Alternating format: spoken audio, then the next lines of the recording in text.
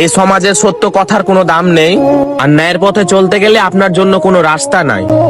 যাদের দিয়ে ইসলাম শুরু হয়েছে সেই মুসলমানের মধ্যে তো এতটা দল ছিল না, তাহলে আমরা অনুসারী হয়ে কেন তাদের অনুসরণ করতে পারলাম না? যেখানে একটা জুতার ফিতা লাগলেও নিজের রবের কাছে চাইতে বলছে, সেখানে একটা গর্ভের আস্ত বাচ্চা চাওয়ার জন্য আমরা চলে যাই মাজারিদের কাছে। জান্নাতের সার্টিফিকেট পাওয়ার পরেও নবী রাসূলগণ জাহান্নামের ভয়েও কান্না করেছে। সেখানে জান্নাতে যাওয়ার ভরসা দেওয়া হচ্ছে ভণ্ড বাবাদের দরবারে। হায়রে অবুঝ সমাজ আমাদের! মনে রাখবেন, প্রতিটা সেকেন্ডের হিসাব দিতে হবে কিয়ামতের ময়দানে।